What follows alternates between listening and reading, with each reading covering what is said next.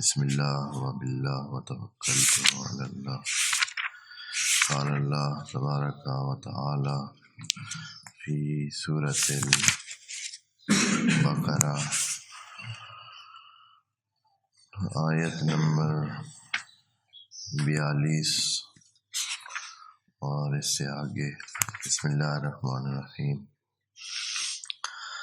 ولا تلبسوا الحق بالباطل وتكتموا الحق وانتم تعلمون واقیموا الصلاة وآتوا الزکاة وارکعوا مع الراکعین اتأمرون الناس بالبر وتنسون انفسکم وانتم تتلون الکتاب افلا تعقلون۔ صدق اللہ العظیم۔ سورہ بقرہ کی یہ آیات بنو اسرائیل کو خطاب کر رہی ہیں، جبکہ ہم جانتے ہیں کہ قرآن کے مخاطبین یا تو سارے انسان ہیں یا پھر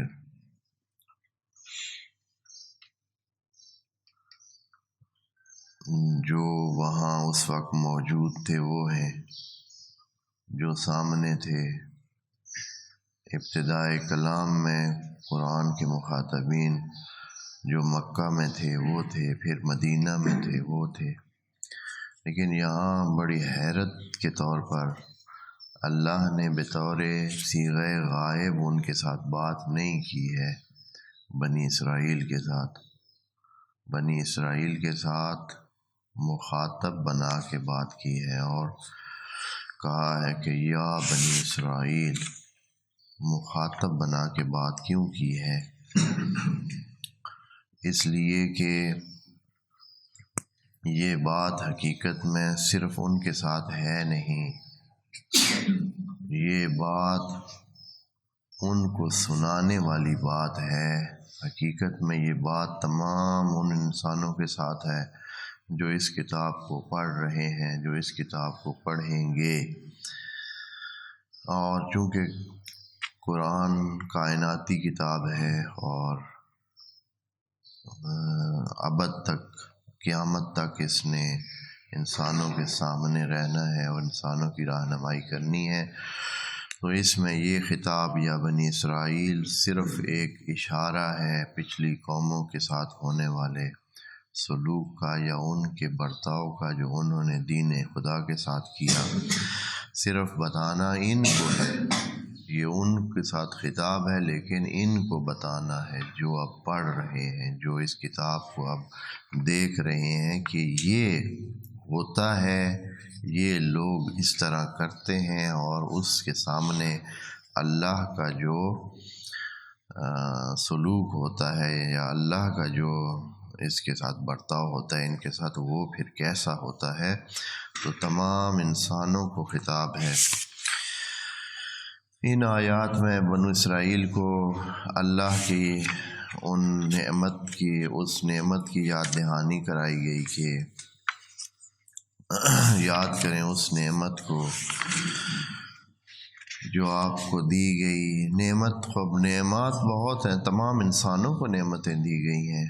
وَأَوْفُوا بِعَهْدِي أُوفِ بِعَهْدِكُمْ، پہلے قرآن میں انہی پچھلی آیات میں ہم اس میثاق کی بات کر چکے ہیں کہ وہ لوگ جو کہ اس راستے سے ہٹ جاتے ہیں وہ میثاق کو توڑتے ہیں۔ اللہ کے ساتھ سارے انسان پہلے سے میثاق اور عہد کر چکے ہیں، پھر یہ وہی باتیں ہیں جو پیچھے کہی جا چکی ہیں۔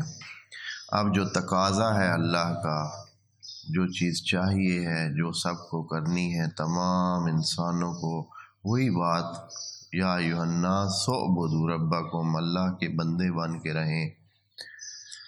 یہ وآمنوا یعنی آیت نمبر 41 سے یہی بات شروع ہو رہی ہے۔ وآمنوا بما انزلت، یہ جو ابھی نازل ہوا ہے اس کو مان لیں، یہ حقیقت پر مبنی ہے۔ مصدقا لما معکم، جو آپ کے پاس پہلے سے آیا ہوا ہے اس کی تصدیق بھی اس میں موجود ہے۔ یعنی یہ دونوں طرف سے کام دیتی ہے۔ ایک یہ ہے کہ آپ کی کتابوں کی یہ تصدیق کرتا ہے، اور آپ کی کتابیں اس کی تصدیق کر چکی ہیں پہلے، یعنی آپ کی کتابیں اس کے آنے سے پہلے اس کا بتا چکی ہیں، اور اب اس نے آ کر آپ کی کتابوں کے حوالہ دے کر یہ بتا دیا ہے کہ وہ بھی سچ تھیں اور یہ بھی سچ ہے۔ دونوں نے ایک دوسرے کی وہ کیا ہے، اس کے لیے تصدیق کا کام کیا ہے۔ یہ کتاب، وہ کتاب سامنے نہیں ہے انسانوں کے، لیکن یہ کتاب سامنے ہے۔ یہ اپنے زور پر، اپنے اعجاز کے زور پر اپنے آپ کو منواتی ہے۔ جب اپنے آپ کو منوا لیتی ہے تو ان کتابوں کو منواتی ہے جن کا ادھر ذکر کیا ہے، تورات اور انجیل کا، اور جب وہ مان لی جاتی ہیں تو ان میں پہلے سے لکھا ہوا ہے کہ یہ قرآن حقیقت ہے۔ تو یہ ان بندوں کے لیے جو اس کو مانتے تھے، ان کے لیے راستے کو اور بھی آسان کر دیتا ہے۔ بنی اسرائیل کے لیے تو یہ اور بھی آسان ہو جاتا ہے کہ اس کتاب کا ذکر پہلے سے ان کے پاس موجود ہے، اور یہ ان کے لیے زیادہ آسانی ہے۔ بات وہی ہے جو سب انسانوں کے ساتھ ہے۔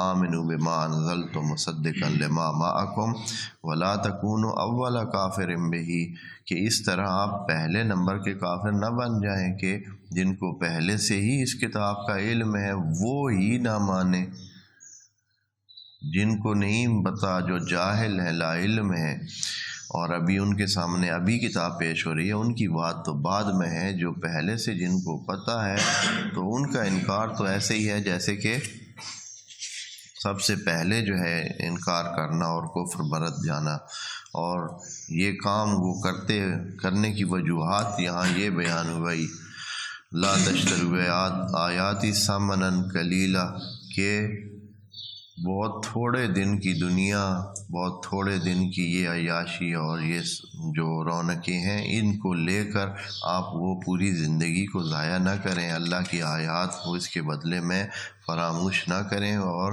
اللہ سے تقویٰ کریں۔ ہاں، یہ آیت بھی ہم پڑھ چکے ہیں، چونکہ پیچھے سے ربط دینا تھا، باتیں آگے جاری تھیں اور ہم درمیان میں رک گئے تھے، اس لیے پیچھے سے یہ بات ساری لے کے آ رہے ہیں۔ وَلَا تَلْبِسُوا الْحَقَّ بِالْبَاطِلِ، باطل کو حق کے ساتھ مکس نہ کریں، خالص حق کو لے کر چلیں، حقیقت کو لے کر چلیں۔ اس کے ساتھ تھوڑا سا بھی مکس کریں گے تو وہ جو آپ کی حقیقت ہے وہ ساری داغدار ہو جائے گی، اور وہ اس طرح نہیں رہے گی، پھر آپ کو کسی مقصد پر نہیں پہنچائے گی۔ وَتَكْتُمُوا الْحَقَّ وَأَنْتُمْ تَعْلَمُونَ، یہاں ایک جملہ دوستوں کو بتانا ہے جو ادبیات کے حوالے سے معلومات رکھتے ہیں اور نحو و صرف پڑھتے ہیں اور پڑھاتے ہیں، تو یہاں وَلَا تَلْبِسُوا میں لائے ناہیہ لگا ہوا ہے اور وہ جزم دیتا ہے۔ جزم کا بھی یہی کام ہوتا ہے کہ وہ نون گرا دیتا ہے، تلبسونا تھا تو تلبسونا کی نون گرا دی۔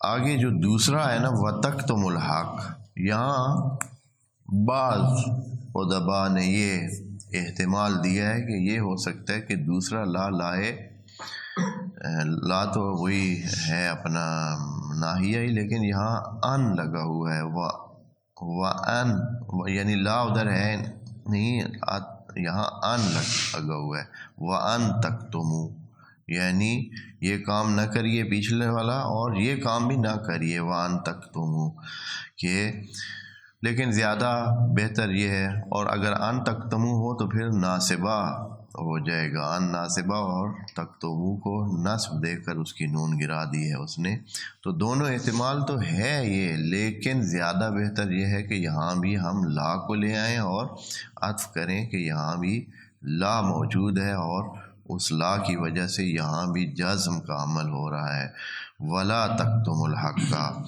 بِالْبَاطِلِ، اور اس کی مثالیں قرآن میں بہت ساری موجود ہیں، اس کی مثالیں قرآن میں کافی ساری ہیں جہاں اسی طرح کے استعمال ہوا ہے، اور خدائے کریم نے اس انداز میں ہی بات کی ہے، یعنی پچھلے لا کو اگلے اس پر دوبارہ لے کر عطف کیا ہے اور خود لا ذکر نہیں کیا ہے، جیسے ہے کہ وَلَا تَأْكُلُوا أَمْوَالَكُمْ بَيْنَكُمْ بِالْبَاطِلِ وَتُدْلُوا بِهَا إِلَى الْحُكَّامِ، بقرہ 188 میں یہ اس طرح عبارت آئی ہے، یا ایک اور عبارت ہے لَا تَخُونُوا اللَّهَ وَالرَّسُولَ وَتَخُونُوا أَمَانَاتِكُمْ، انفال کی آیت نمبر 27 میں یہ بات، وعلیکم السلام، آیت نمبر 27 میں یہ بات اسی طرح کی ہے، یعنی عطف کا عمل کیا ہے اور اس طرح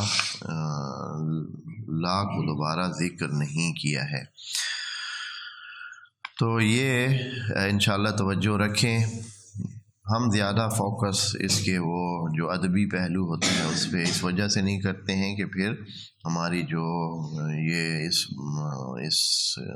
نشست کی یا ان درسوں کی جو عمومیت ہے وہ ذرا خدشہ دار ہو جاتی ہے کہ بھائی یہ سب کے کام کی چیزیں نہیں ہیں، سب کے سمجھنے کی چیزیں، یا ان کا اس بارے میں کیونکہ معلومات کا سابقہ نہیں ہوتا ہے تو ان کو ان باتوں پہ چھیڑ کر ان کے لیے مسائل بنانا ہوتا ہے، کنفیوز کرنے والی بات ہے۔ اس لیے بہت کم یہاں ہم ذکر کرتے ہیں ادبی بحثوں کو، بس اس کے معنی لینے کے لیے تھوڑا بہت ذکر کرتے ہیں۔ اگلی آیت جو آیت نمبر 43 ظاہراً بن رہی ہے، جو آج ہماری مورد بحث واقع ہونی ہے، آیت نمبر 43، وہ یہ ہے کہ وَأَقِیمُوا الصَّلَاةَ۔ اب بندگی کا جو طریقہ کار ہے، پہلے سوچ بنائے۔ یہ جو پہلی آیات ہیں ان میں سوچ بنانے کا کام کیا گیا ہے، عقیدہ بنانے کا۔ کیا تھا؟ آمنو بما انزلت، اور کافر نہ ہوں اور اللہ سے ڈریں اور سودا نہ کریں ان آیات الہی کا دنیا کے ساتھ، اور دنیا لے کر ان کو بیچنے کی کوشش نہ کریں۔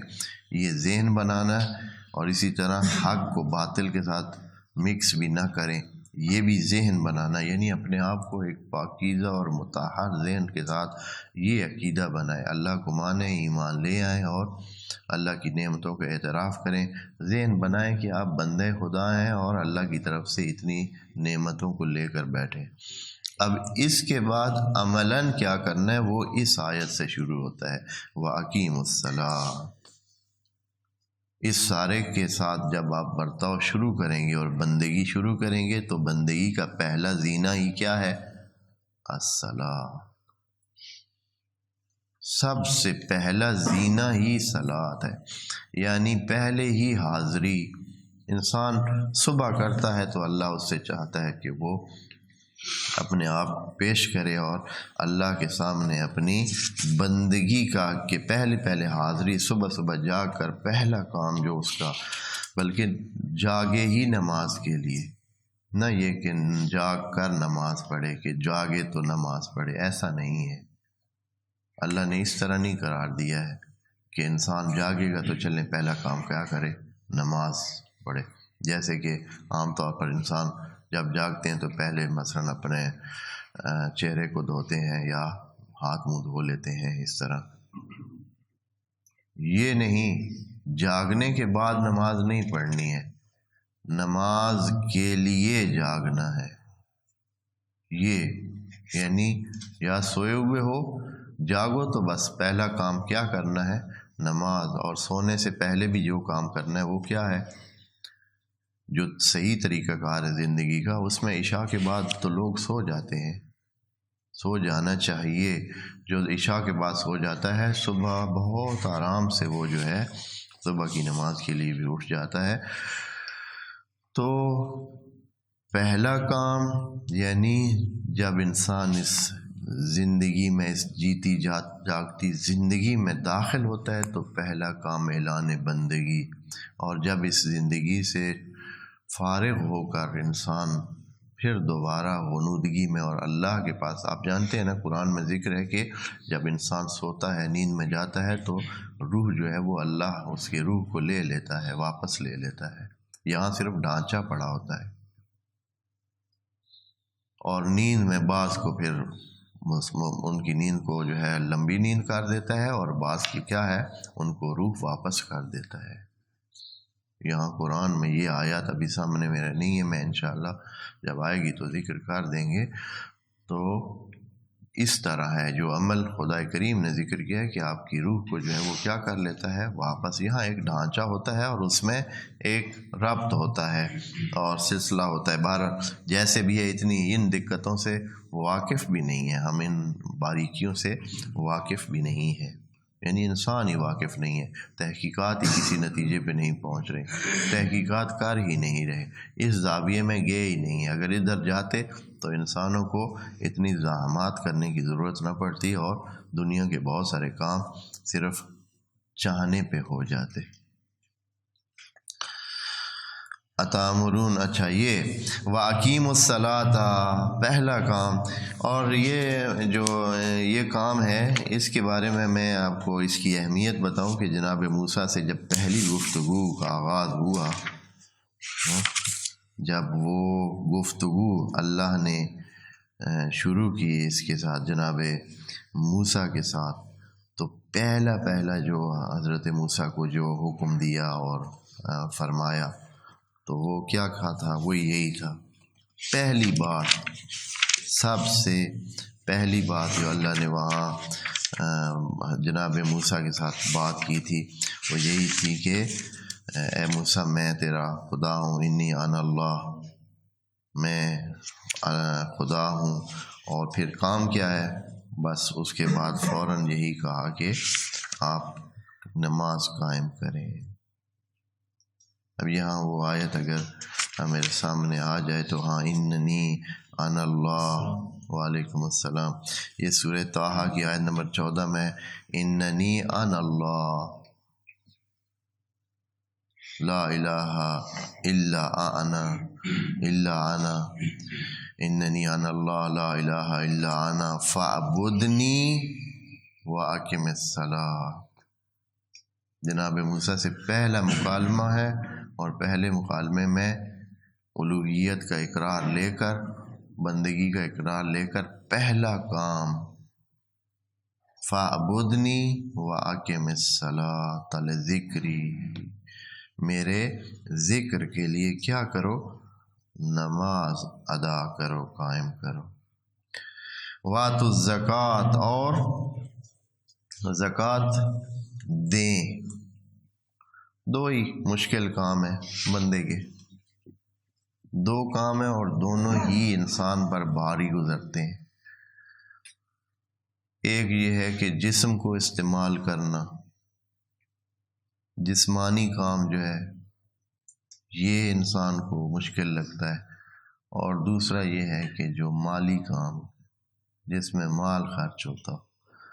جی جسم اس لیے انسان نہیں کرتا کہ وہ اس کو تھوڑی بہت تکلیف محسوس ہوتی ہے یا توہین محسوس ہوتی ہے جسم کو استعمال کرتے ہوئے. مال کو استعمال کرتے ہوئے اس کے دل کو تکلیف ہوتی ہے. کبھی آپ نے سوچا ہے کہ یہ جیب جو ہے یہ ادھر جو ہے دل کے اوپر کیوں لگائی ہوئی ہے انہوں نے؟ کبھی سوچا ہے آپ نے؟ آپ کو پتہ ہے نا کہ دل کدھر ہوتا ہے؟ باہنی سائڈ پہ ہی ہوتا ہے نا جسم کے، یہ سینے کے باہنی سائڈ میں دل ہے تقریباً. اور یہ جو انہوں نے جیب لگائی ہے یہ کدھر لگی ہوئی ہے؟ یہ قمیضوں کی جو جیب ہوتی ہے وہ بھی ادھر ہوتی ہے.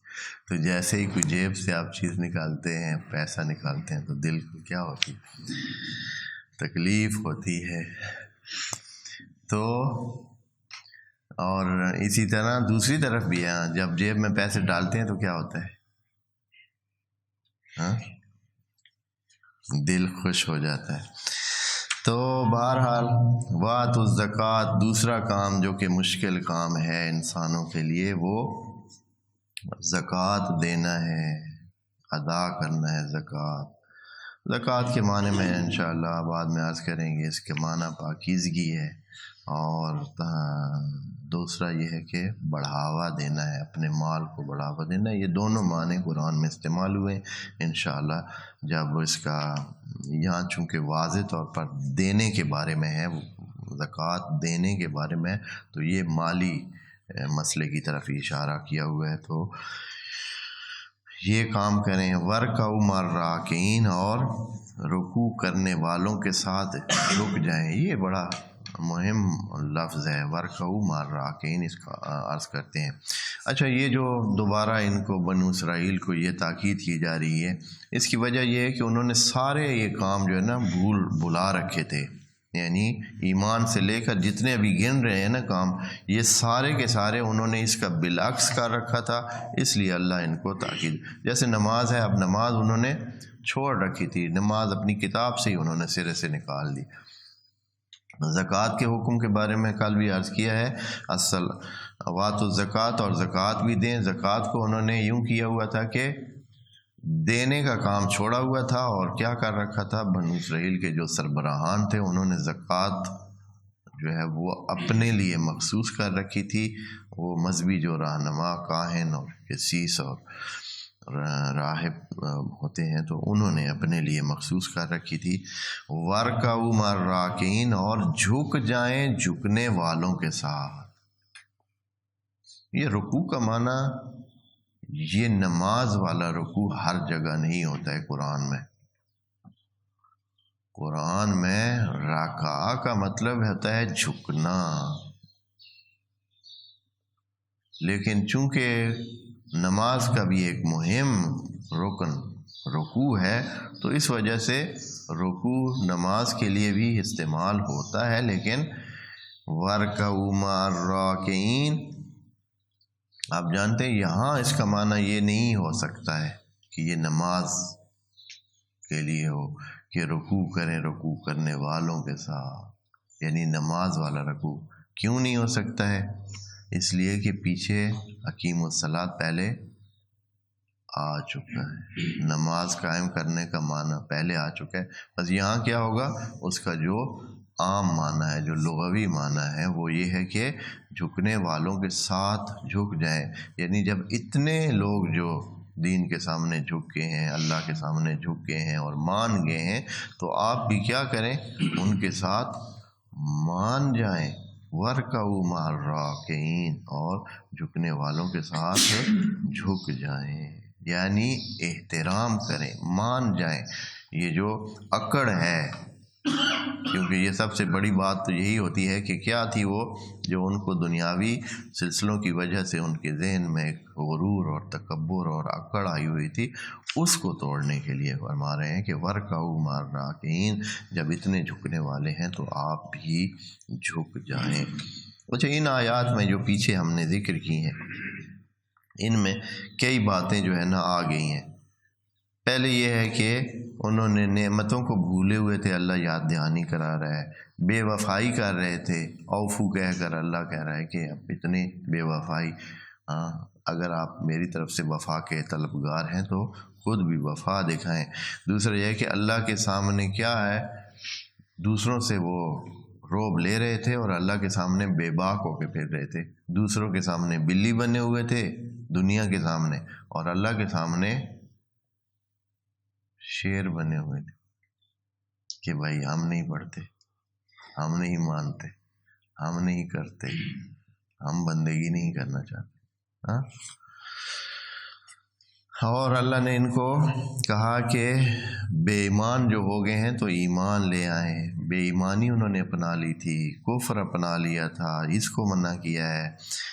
دین فروشی، دین کو دنیا کے بدلے بیچنا، جو عام یہ ساری چیزیں، میں اس لیے دوبارہ ذکر کروں کہ سب یہ چیزیں ہمارے ادھر موجود ہیں، سب موجود ہیں اسلامی معاشروں میں، مسلمان معاشروں میں، امت اسلامی میں، ساری یہ بیماریاں جتنی بھی یہاں ذکر ہیں وہ ساری کی ساری موجود ہیں، مختلف درجات میں موجود ہیں۔ دین کو جو ہے وہ ترجیح نہ دینا اور دنیا کو ترجیح دینا موجود ہے، حق کو نہ ماننا، کتمان حق کرنا موجود ہے، حق کو باطل کے ساتھ مکس کرنا کا بہت موجود ہے۔ ماشاءاللہ جتنا آپ چاہیں جو ہے نمبر 2 مال آپ کو مل سکتا ہے۔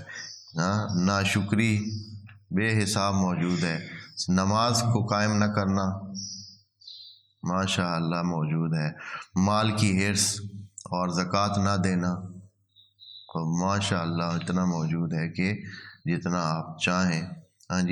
اگر 1000 میں ایک بندہ ڈھونڈ لے زکوٰۃ دینے والا تو بڑی بات ہے، مشکل ہے۔ اور اس کے بعد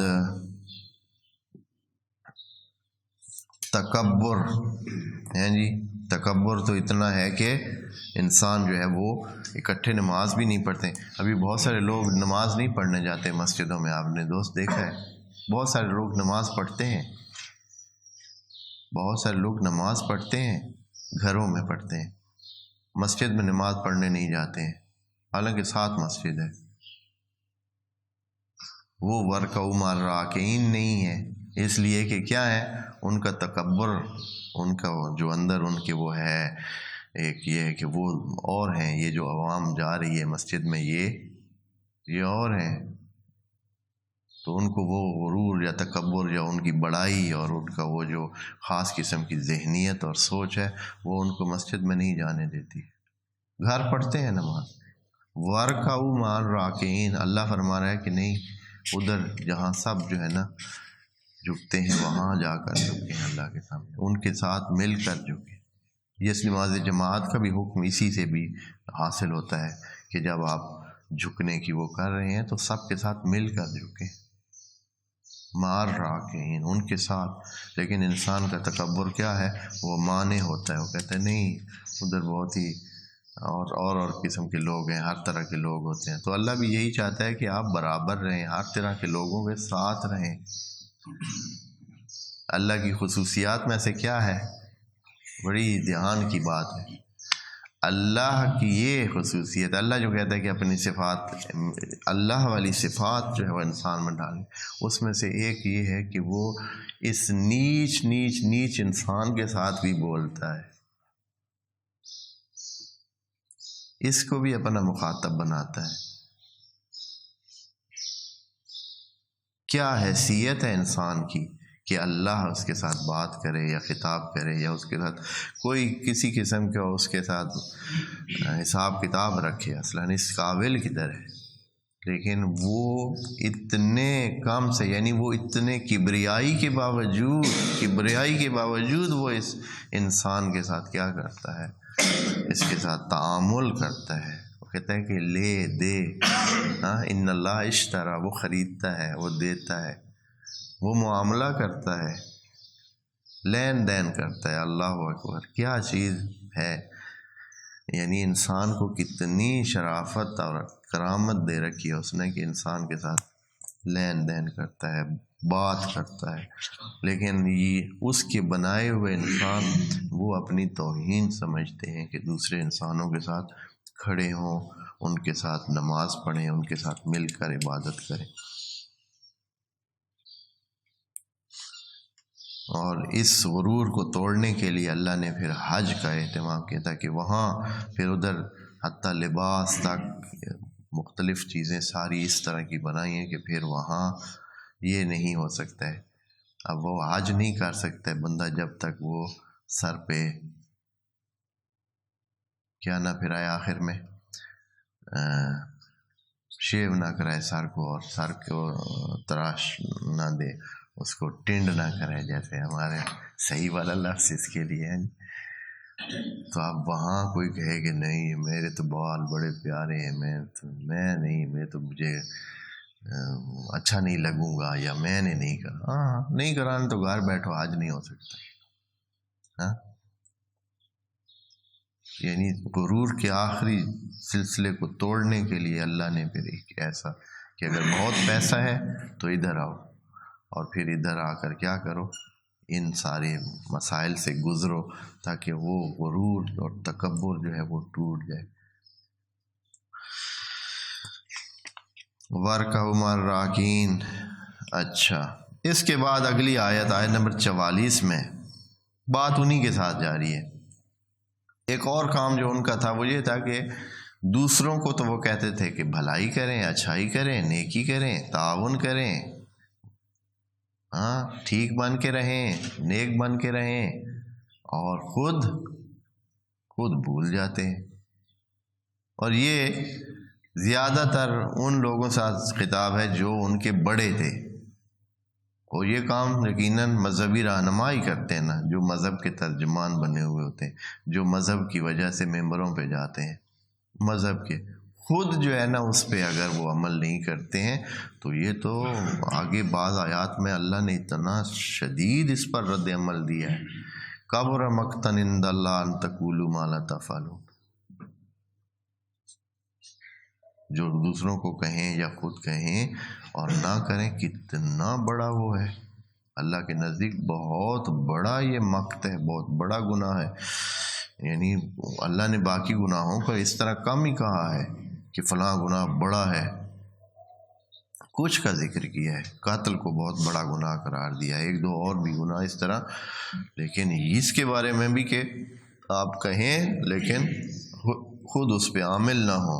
تو یہاں فرماتے ہیں اتامرون الناس بالبر، آپ لوگوں کو اچھائی کا درس دیتے ہیں، اچھائی کرنے کا، اچھا کرنے کا، وتنسون انفسکم، خود بھلائی نہیں کرتے ہیں، اپنے آپ کو بھول جاتے ہیں۔ بڑا دلچسپ جملہ ہے کہ آپ بھلے سے لوگوں کا بھلا کرتے ہیں نا، بھلا کرنے کا کہہ کر لوگوں سے کیا کرتے ہیں، بھلا کرتے ہیں، اور اپنے ساتھ بھلا بھول جاتے ہیں۔ آپ لوگوں کو کہتے ہیں کہ بھلائی کریں کہ آپ کو اچھائی ملے گی، اللہ کی طرف سے حسنات ملے گی، اجر ملے گا، تو اپنے آپ کو کیوں بھول جاتے ہیں؟ یعنی اپنے ساتھ بھی تو بھلائی کریں نا، آپ خود بھی بھلائی کو اپنائیں اور بھلائی کریں۔ اتامرون الناس بالبر، آپ لوگوں کو حکم دیتے ہیں، امر دیتے ہیں بر کا۔ بر یعنی جو بھی نیک کام ہو، اچھا کام ہو، حقوق پورے کرنے کا کام ہو، فرمانبرداری کا کام ہو، یعنی جس میں بھلائی ہو، بہت ساری چیزیں اس بر میں آ جاتی ہیں، اچھائی کے سارے باتیں اس میں آ جاتی ہیں، اسی لیے کہا ہے تعاونوا علی البر والتقوی۔ بر کا حکم دیتے ہیں لوگوں کو، وتنسون انفسکم، اور خود بھول جاتے ہیں، حالانکہ لوگ تو کتابوں میں پڑھتے ہی نہیں ہیں، لوگوں نے تو کتابوں میں یہ چیزیں نہیں پڑھی ہوئی۔ وانتم تتلون الکتاب، آپ کتابی ہیں، آپ صاحب کتاب ہیں، آپ مترجم دین بنے ہوئے ہیں، آپ جو ہے لوگوں کو دین کا درس دیتے ہیں، لوگوں کو قرآن کا درس دیتے ہیں، اور خود بھول جاتے ہیں۔ اور یہ بیماری ادھر صرف اہل یہود میں اور بنی اسرائیل میں نہیں تھی، یہ بیماری مسلمین میں بھی بطور عام موجود ہے، اور انہی میں موجود ہے جو دوسروں کو بہت بہت بہت درس دیتے ہیں۔ ابھی یہ بات ہوگی تو اتنی اچھی نہیں، لیکن پچھلے دنوں ایک شہر میں ایک مولانا، مشہور مولانا فوت ہوئے، تو کراچی میں فوت ہوئے۔ ان کے جب وہ ادھر تھے تو ان کے بڑے زندگی کے حالات بھی درمیانے ہی تھے، اور اس طرح تو پتہ چلا ان کے اکاؤنٹ میں 5 ارب روپے پڑے،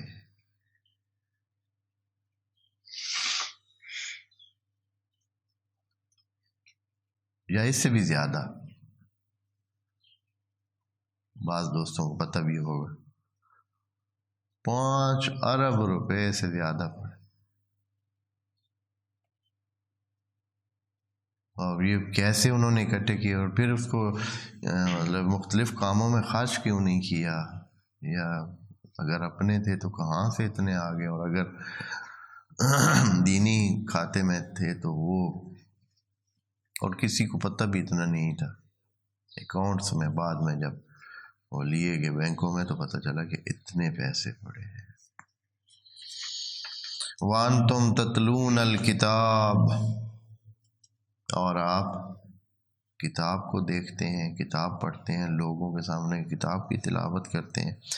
افلا تعقلون، یہ عقل نہیں ہے آپ میں، سخت بات یہ ہے، یہ عقل نہیں ہے کہ بھائی، یہ تو سادہ عقل کی بات ہے کہ آپ کسی کو کہیں خود نہ کریں۔ ہاں جی، جیسے وہ